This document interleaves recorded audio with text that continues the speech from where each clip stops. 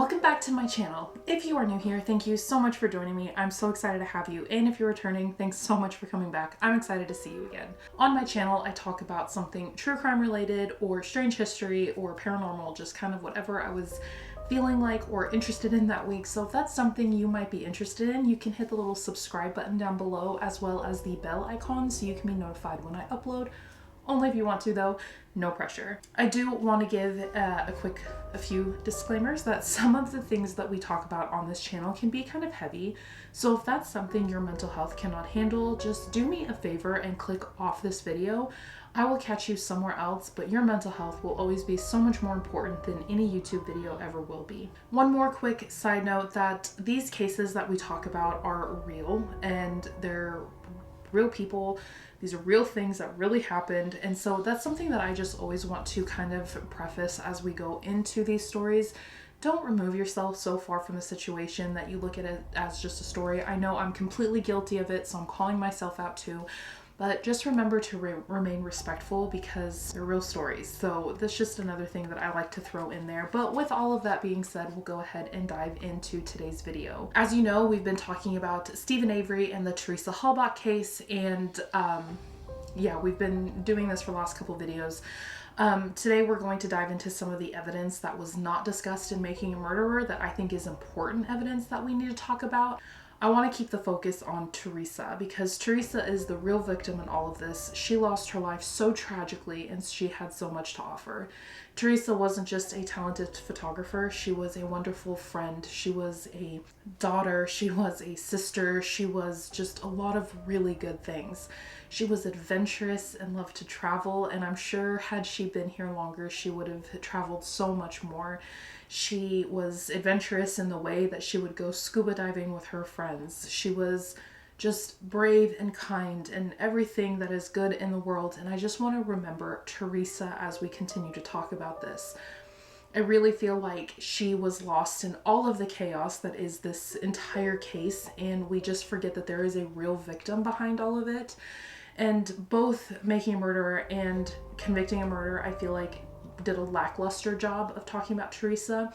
Convicting a Murderer did a lot better than Making a Murderer. So as we move forward, please remember to remember Teresa because she's the victim in all of this. I will not be discussing every single piece of evidence in this case. I'm going to be hitting the notes I watched in Convicting a Murderer and then did research on myself. Please do not take this as I'm talking about everything that happened in the Teresa Halbach case, just talking about a few things that I found. Let's talk about the evidence that was left out of Making a Murderer. There is a lot, so let's get right into it and start with Manitowoc's involvement. As discussed in the last episode, Manitowoc was involved in the investigation, but many thought they weren't supposed to be involved because of how the case was presented in Making a Murderer.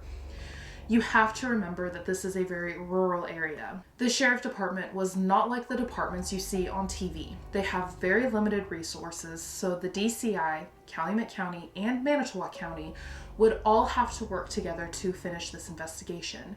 When Teresa's car was found on the Avery salvage yard, it immediately became a crime scene, because duh. If it wasn't treated as a crime scene, that would have then been a problem. But the salvage yard was huge and had many buildings and residences, and you have to remember that Manitowoc did have jurisdiction over the scene because it was in Manitowoc County. They had decided internally not to lead the investigation because of the lawsuit that was pending against them, but they were all still very much involved.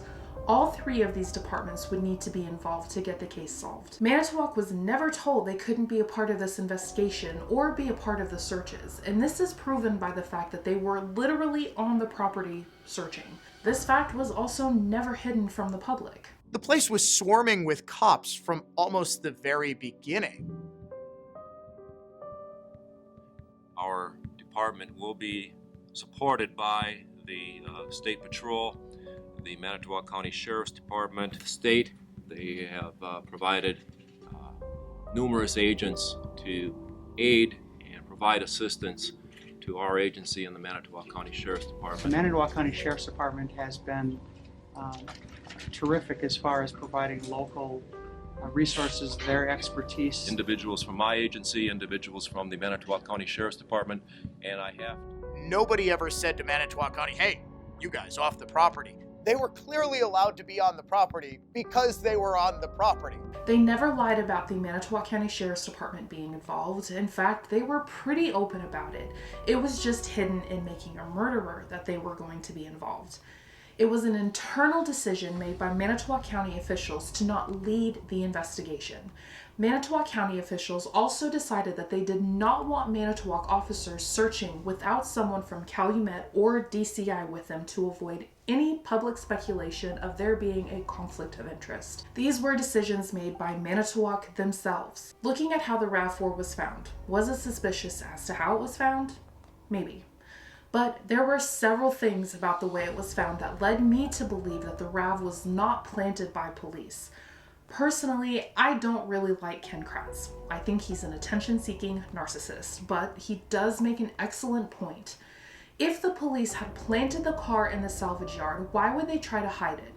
Why not put it in plain sight to make it easy to find? Why take the license plate off and hide it in the back seat of another car in the salvage yard that was not very far away from where Stephen's home was? The license plate was found curled up in the same manner the Averys would dispose of license plates, by curling it up onto itself. It seems strange to me that they would go to such great lengths to plant this vehicle and then try to hide it, never being sure that it would be found. Manitowoc County Sheriff. Yes, is Mr. Pagel in, please? Sure. Well, please, I'll transfer.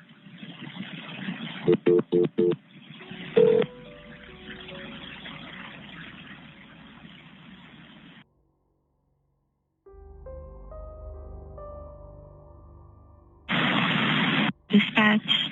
Okay, I called to Mr. Pagel's answering service was on. Okay. Okay. Okay, we are at Avery Salvage. Okay. Okay, and we're searching for the vehicle. Right. For Teresa Hobart. We have found a RAV4. What color specifically was her RAV4? And do you have a VIN number? This vehicle is green. all... Okay, this... I don't know. This is like a 801. bluish green. Okay. Do you have the ID number? Oh, hold on. 801. Can you call dispatch right away?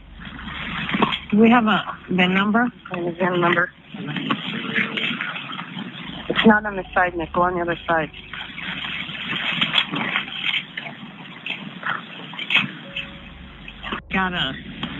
Hold on. Here's Jerry. Hi, this is Sheriff Poggle. Oh, Sheriff Poggle. Hi, this is Pam Sturm. I'm on the search for Teresa Holbeck, and we found a RAV4. You did? It's a bluish green, though. It's more blue than green. We just wanted to know if you got the VIN number for that vehicle. Yes, we do. We do have a VIN number. Can I get the VIN number? I can't find it on the... Where is the vehicle at? I'm at Avery Salvage. Okay. It is all covered up. It's all covered up? Not all covered, but it's got a lot of stuff on it. Branches. I don't have my glasses. Okay, branches over it? Yeah. Where's the VIN number on something like this? Well, the VIN number would probably be on the windshield or underneath on the dash, driver's side. Yeah, driver's side, Nick. Looks through the front window. Through the front window. Mm-hmm. I'll give you Investigator Wiggert. He's got the VIN number here. Okay. Hi. Are you looking at it right now? Yeah, we can't find that VIN number. What color is it? It is bluish green. Does it look like a newer one? Yeah, it's the 99 to 2000. Is there any... It's more of a bluish green, though. That's why we don't want to put, Is there any license plates on it? No plates on it, but it's a little covered up. It's weird. It's covered up. Okay. Some of this... Can you get to the front of the car? Yeah, I will. It's Lemieux Toyota sticker on it. Does that have a... I don't know if they had a Lemieux Toyota sticker on it. I don't know about that. Is that okay if I go in the car? No, do not go in the car. Do not touch the car. Yeah. Stay on the outside of the car. Go over to the front on the driver's side. Yeah, I realize that. I'm in the business, so I kind of know, but I can't find a VIN number. I'm picking up the wipers. Okay. There is... I can't find the VIN number. Isn't that funny? Well, here it is, Nick. I don't have my glasses. You don't have your glasses right either. there? My daughter's with me. Okay. Okay, now hang on. The last 4 digits, 3044. Okay, hold on. I gotta find it here again. 3044? Yes. Okay. Can you go even more in? I don't know. Nick, can you look at any other numbers? There's some people out here, so we have to be careful. And, there's some, I don't know if they're employees or who they are, but they're like, okay, Nikki. Can you see any other numbers? Yeah. Say it real slow, Nick. Can't see the very beginning numbers, but here goes. T0, Z, 5, X, 7, a 1 or a T, a 1 or a T.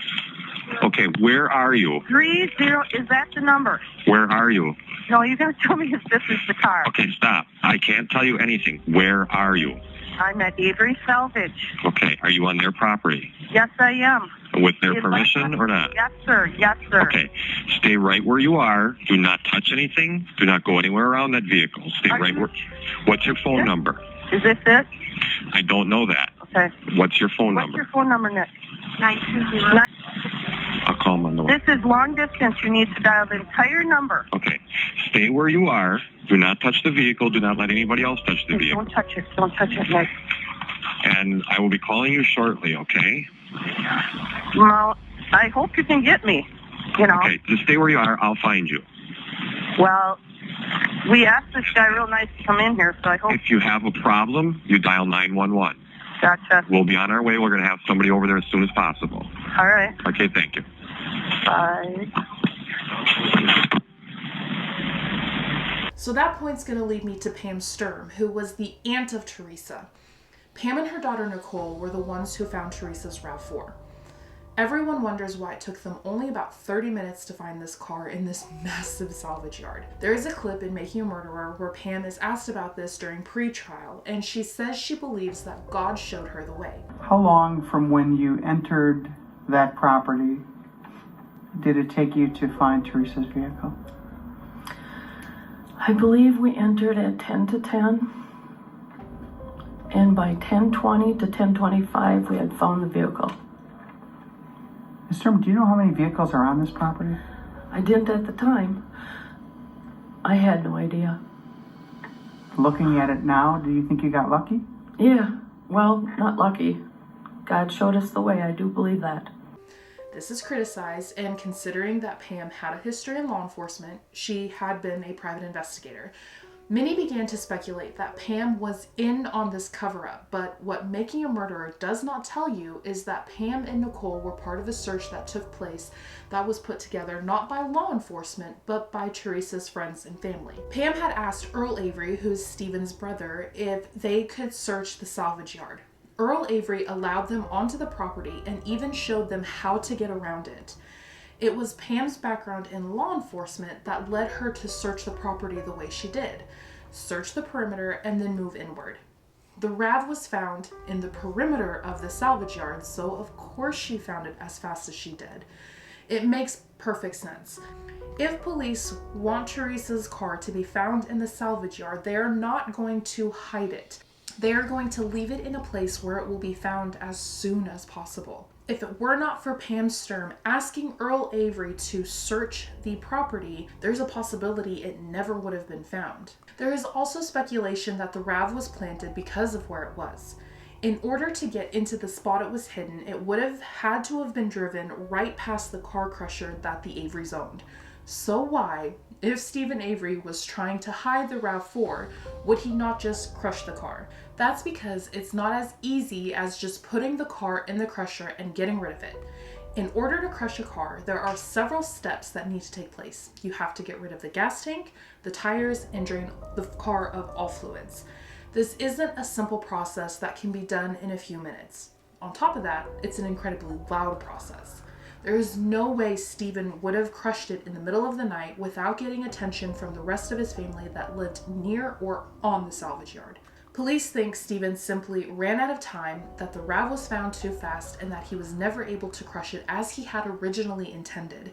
Stephen and his family were on a trip to Crivets, the cabin that they had there, which was about 80 miles away from their home in Twin Rivers, or whatever it was called, the Manitowoc. But during this visit, he told his family that he had a visit scheduled with his fiancée Jody at the jail, where she was currently incarcerated because of a DUI. But when police looked into visitation records, there was no visit scheduled for Stephen when he told his family he was going. Seems like a perfect cover for him to leave the cabin alone and crush the car when no one was there. Don't you think? The searches done on Stephen's home were often speculated on as well. These searches were done by a Calumet County officer and 2 Manitowoc County officers. One was James Link and the other Andrew Colburn. We've talked about both of these officers some, but not in length. The question is, why were they searching Stephen's home when they had just been deposed in a lawsuit? With the common conclusion being that they were involved in a cover-up because they were afraid of being named as defendants in the lawsuit. But this doesn't add up either. Stephen's attorney for his lawsuit had a deadline for when they could make changes to add or remove defendants. By the time the searches of the property were being conducted, this deadline had passed and James Link and Andrew Colburn were never named in the lawsuit as defendants. The deadline to add defendants was October 5th, before Teresa even went missing. They were only ever named as witnesses in the lawsuit. That is the only connection to Stephen Avery's lawsuit they both had. Stranger still was the fact that Andrew Colburn was not even a resident of Manitowoc County when Stephen was wrongfully convicted in 1985. The only connection that Andrew Colburn has to Stephen's case in 1985 was a phone call he took in the mid-90s when he was working as a corrections officer in the Manitowoc County Jail. One night while Andy was working, he received a phone call from another county's detective who told him that they might have the wrong person behind bars. Andy transferred this call to a Manitowoc County detective. You knew by September 12, 2003, that Stephen Avery is someone who had been in jail for an assault that he had been convicted of, correct? Had been in jail. Yes. You yourself hadn't had any involvement in the Avery prosecution or investigation, correct? I wasn't even in this country when that occurred. Sure. I was stationed overseas in the military. I was a fighter aircraft mechanic, fighter crew chief. I got to see the entire world, got to go all over. After I got out of the Air Force, I moved back to Wisconsin, got married, and I was hired in 1992 at the Manitowoc County Sheriff's Office as a corrections officer. Corrections officer is a non-sworn, non-law enforcement officer that is responsible for security of the jail. And it wasn't like when you got hired by the Manitowoc County Sheriff's Office, somebody came down and sat you down and said, "Let me tell you the story of Stephen Avery." Never happened. You've gone over what is Exhibit 138. Yes, sir. It describes you receiving a telephone call from someone who identified himself as a detective. When I received the call, I answered the phone, Manitowoc County Jail. I didn't say Sheriff's Office, I said Manitowoc County Jail, Officer Colburn. He must have assumed that I was a police officer. He didn't give me his name, he just said, "I'm a detective from this agency." The detective indicated that there was a person in custody who had made a statement about a Manitowoc County offense, correct? Yes. Okay. He didn't say sexual assault, and he didn't give me a name of the suspect. And what that person in custody had said was that he had committed an assault in Manitowoc County and someone else was in jail for it, correct? Yes, sir. Didn't say prison, in our jail, who may have committed an assault in your guys' jurisdiction. Was that a matter to shrug off for you? I didn't shrug it off, sir. I did what the caller asked me to do, connect him to a detective. I think I said to him, "You're probably going to want to talk to a detective." I said, "Let me transfer you," and then transferred the call. That was the end of it. It wasn't within your jurisdiction to take it any further, correct? No, sir. It would be years later, after Stephen was exonerated, that Andrew Colburn would put 2 and 2 together and make the connection that the phone call might have been about Stephen Avery. At this point, Andy was a Manitowoc County officer, and he told James Link about the phone call, wondering if it had been about Stephen Avery. They were having a conversation about DNA, and Andrew just thought maybe this was the connection between the phone call. They were having a conversation about DNA, and this led to Stephen Avery's wrongful conviction, a conversation about that. That's when Andy put 2 and 2 together about the phone call and Stephen Avery. Andy made a comment that he admittedly regretted and told James Link that even if he had reported it to the sheriff, he thought the sheriff would have told him he had the right guy and to forget it. It was actually James Link who misunderstood this comment and thought that Andy had told the sheriff and the sheriff had told him he had the right guy. It was then that Andy and James made reports about the call, with James encouraging Andy to make a report. So in reality, it was perfectly reasonable for them to make reports 8 years later, and it almost makes them seem like they were trying to do even more than they needed to by doing the right thing and making these reports. I'm very much the kind of person that thinks there should be more eyes on law enforcement. The only way to bring justice to some of the awful things we've seen in police departments is to shed light on it. But in this case, James Link and Andrew Colburn were doing the right thing by making it clear what exactly happened. Andrew Colburn's involvement in this case is what really bothered me about the fallout after Making a Murderer. This man was not even in the country when Stephen was wrongfully convicted. He was in the Air Force at the time, deployed overseas. And the amount of hate and vitriol he got after Making a Murderer was completely unfounded. But maybe the reason Andrew Colburn was treated so poorly after Making a Murderer coming out wasn't as misguided as I think. After all, he did make an incredibly suspicious phone call to dispatch about Teresa's car before it was even found on the Avery salvage yard. Manitowoc County Sheriff's Department, this is Lynn. Lynn. Hi, Andy. Can you run Sam William Henry 582? See if it comes back to that. Sam William Henry 582. I need telephone, please. Alrighty. Do you speak any Spanish there, Andy? I'm just going to call on the top of the list since mine on-call didn't call me back. And when I get in trouble, Andy, I get in trouble. You know? What am I supposed to do? Yeah. My favorite one is in the city of Manitowoc. Yes. Okay, it shows that she's a missing person, and it lists to Teresa Hallback. Okay. Okay, that's what you're looking for, Andy? 99 Toyota. Yep. Okay, thank you. You're so welcome. Bye-bye. On top of that, Andy didn't remember when he made this phone call. Did he make it on November 3rd, the day that Teresa was reported missing and he was working, or on the 4th, the day after Teresa was reported missing and he was off work? He did call them using a cell phone that was in his police vehicle and didn't use the radio. Why would he use a cell phone and not the police radio he would have used during any other routine police stop and investigation? So it really comes down to, when did Andy make this phone call? Did he make it on November 3rd, the day he was working, or on November 4th? Both of these days were before Teresa's car was found on the Avery salvage yard. Did Andy find the car and call it in on the cell phone just to make sure it was the right car so they could plant it? Turns out this call was made on November 3rd, and this was confirmed by an armchair detective who requested the records. When Andrew Colburn was asked about why he used the cell phone and not the radio, he has a pretty great explanation. Teresa had literally just been reported missing that day. He was on his way to question the zippers, waiting for another officer about when they had last seen Teresa. James Link had called him with Teresa's license plate number so he would have that information on him. This would be important information for him to have so that if he saw her car, he would know. Andy had written down the plate number while he was driving and called dispatch to confirm he had written down the right number, because he kind of had the cell phone by his ear and he was writing on his leg. So he was just trying to confirm it was the right number.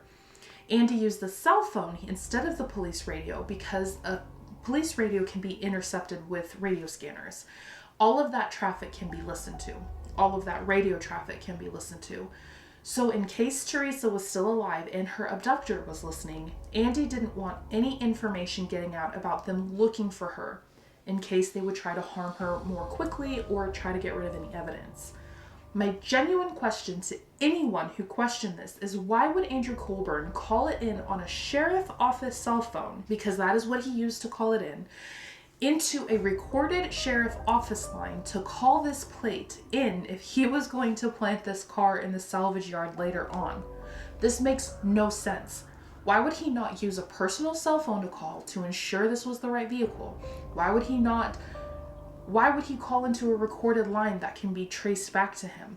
This seems like a very, very dumb mistake to make if you are going to be planting evidence. James Link and Andy Colburn, along with another Calumet County officer, were the ones to find the key to Teresa's RAV in Stephen's home. The key was found after several searches were done. Each time they went in with a search warrant that would describe exactly what they were looking for. And each time they went in to do a search, they did not know when or even if they would be coming back into Stephen's trailer to do a search. So in reality, if they were going to plant this key, they would have needed to do so in the very first search of the property.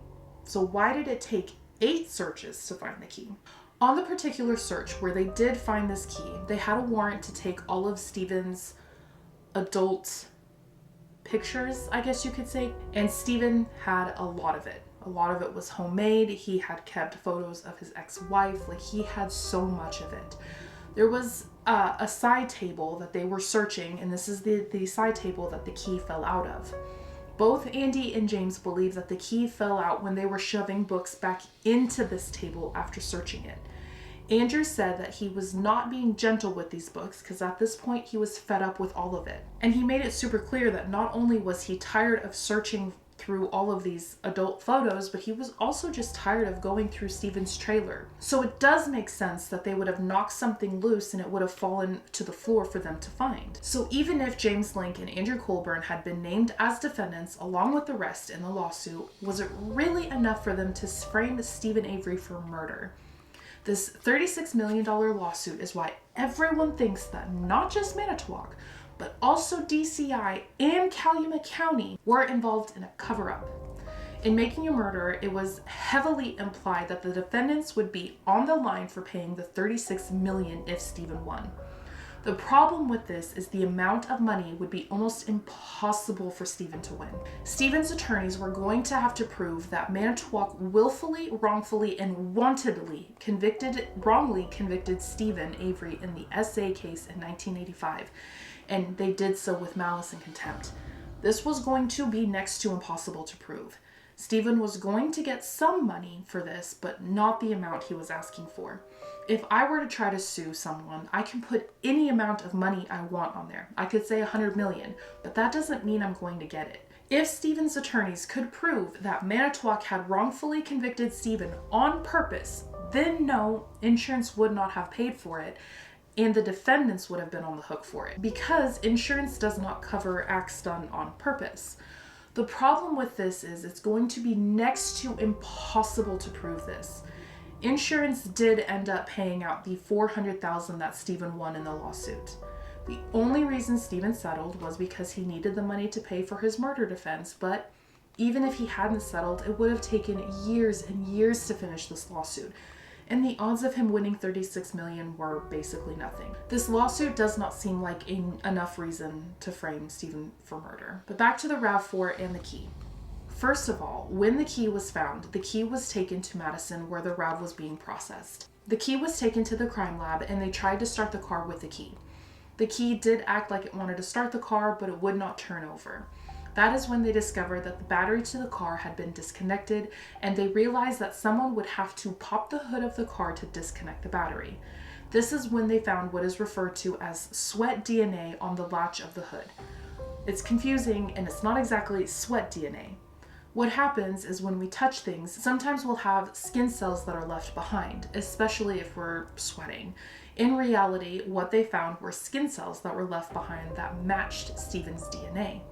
This led me back to Teresa's key that was found in Stephen Avery's home. Only Stephen's DNA was found on the key. None of Teresa's DNA was found, which seems a little odd considering Teresa handled that key every single day. But looking into touch DNA and that same thing where we lose skin cells when we touch something, if Stephen would have gotten blood on the key and wiped it off, essentially he would have wiped off all the DNA. Then, if Stephen had handled that key for 4 days, since Teresa wasn't going to touch it, it stands to reason that he would be the next person to leave touch DNA on it. If you start looking and researching DNA, it doesn't work exactly the way CSI and all those shows have made us believe that it does. I'm not by any means a professional or an expert when it comes to this kind of stuff, but it's something worth looking into, and I highly suggest you do some of your own research when it comes to this. On top of that, the blood stains that were found in the car were not just the infamous ones that we've seen over and over again. There are several patterns of blood all over the RAV, including smudges of blood and drops of blood. In fact, you could almost trace how someone who would have cut themselves would have reached across the passenger seat to pull out the keys from the ignition. If they had planted the blood, this would have needed to be fresh blood. The only fresh blood they could have got to make these patterns in the RAV would have been from the blood sample in Stephen Avery's case that was in the clerk's office in Manitowoc County Courthouse. The fact that this blood vial was stored in the courthouse is strange to me because it should have been stored properly, but in Making a Murder, they make this a huge, like, almost gotcha moment because they found that the styrofoam container this blood vial was stored in had been opened back up and then taped using a piece of Scotch tape. On top of that, there was a hole on the top of the vial, but what they didn't put in Making a Murderer was all of this was done back when Stephen was working with the Innocence Project in 2003. They were trying to test the DNA from the hair that was found in the assay kit used in the Penny Bernstein case. So Stephen's attorneys, the Manitowoc County DA, and the county clerk were all witness to them opening this styrofoam container, taking a sample of the blood, and then testing it to the hairs in the assay kit. This was all noted in court documents, and it even states that the container was sealed back up with a piece of Scotch tape. The hole on the top is typical because that is how those vials are designed to take blood. So where would they get fresh blood from? Or better question is, how would drops of blood get into the RAV4? The investigators in this case determined that the blood in the RAV would have had to come from an active bleeder. And you know how I mentioned that you could almost follow the trail of blood from across the passenger seat to the ignition as if someone was trying to get the keys out of the car? Look at how the RAV was parked. It's very close to this other car on the driver's side. No one could have gotten in or out of this car on the driver's side door. So it's possible that Stephen was trying to get the keys out of the car, and in order to do so, he needed to reach in through the passenger door and bled in the car while doing so. This huge cut that Stephen had on his finger, he said he got it a few days prior to all of this, and it wouldn't heal and it just kept opening up. Stephen says in an interview that this is where the blood came from, that this cut opened up while he was in his house and he dropped some in his bathroom and he didn't clean it up. According to experts, blood would take about 25 minutes to dry. So that means that someone would have to know that Stephen's cut opened back up and that he wouldn't clean it up, come in, collect it somehow, and then get the blood into Teresa's car in 6 different spots using different patterns like drops and then smears. Really, this does not make sense. So, do you remember how it took them several months to find the bullet that was in Stephen's garage? In Making a Murderer, they talk about how it was a flattened bullet and even go as far as to make viewers speculate why it took them so long to find the bullet. In reality, the reason they went back into Stephen's garage 5 months later was because Brendan Dassey had admitted to police that they had shot and killed Teresa in the garage. They went back to see if they could find the bullet, and they did find the bullet, a nearly intact bullet, almost completely intact bullet that not only had Teresa's DNA on it, but it was also matched up using ballistics to the rifle that was in Stephen's possession at the time of the murder. How does it not get more clear than this? While the owner of the property testified that it was his gun and he had shot it all over the property, it doesn't explain why Teresa's DNA was on the bullet. But that leads me to the DNA on the bullet. There was a problem with the DNA. Sherry Colhane, who was the analyst who was working to find anything on this bullet, This was for the first time ever in her career, Sherry asked for a deviation from protocol. During Sherry's testing of the bullet, she inadvertently introduced her DNA into the negative control sample. So how this works is Sherry would take the bullet and wash it, basically trying to knock off any DNA on the bullet to be tested. Her negative control would be an entirely different tube that should have absolutely no DNA in it. It's important to note that the bullet itself was not contaminated with Sherry's DNA. It was her negative control that was compromised. But considering that they only had one bullet to test, Sherry asked to deviate from normal protocol so they could still use the evidence, considering there was Teresa's DNA on the bullet. In other cases, Sherry had more than enough DNA to test in other tests if she had accidentally introduced her DNA. But this case was different. There was just one bullet. And let's just consider, if she was hiding something in these tests, why would she tell everybody about it? Why would she ask for a deviation of protocol? Why not just go along like everything is normal and pretend like nothing happened? Why be honest? Maybe because she has nothing to hide. Brendan also told officers that he and Stephen had cleaned the garage with paint thinner, gasoline, and bleach. When the garage was tested with luminol, they found a spot that looked like it might have been a cleanup spot. This is further backed up with the clothes that Brendan was wearing that night. You can see the bleach stains on those jeans and also on the shoes he was wearing that night. His right shoe is so much cleaner, almost as if he used his right foot to push around a rag with bleach to clean up something in Stephen's garage. These are just a few things that Making a Murderer did not talk about in their documentary. I'm hoping to wrap this up in just like one more video because this is just getting long, but when I watched Convicting a Murderer, I was so blown away by all the evidence that was left out, and it almost seems like they intentionally manipulated their audience to make them believe that Stephen was innocent. These are just a couple of things I found that I was absolutely blown away by. This is the evidence that I thought really helped me change my mind. If there's one thing that watching Making a Murderer and then Convicting a Murderer has done, it at first made me think I need to stop putting my personal opinion into my videos, because it's not my responsibility to sway anyone's mind when it comes to these cases. But I also realized that I'm a human being and I can't do that. I can't keep my personal opinion out of them. But what I can do is tell you that these videos are very much my opinion, and if this case has struck a chord or has made you think, I highly suggest you do your own research in all of these cases. You should not take my opinion as the God honest truth and then decide that that's what you believe just because I believe that. But some of the evidence that we discussed here today, and it's not all of the evidence, like I still have an entire another video I want to dedicate to this, just proves how manipulated we can be by a single documentary, a single video on YouTube. I don't want my videos to be that way. I want them to just encourage more research so that more awareness can be spread about these cases.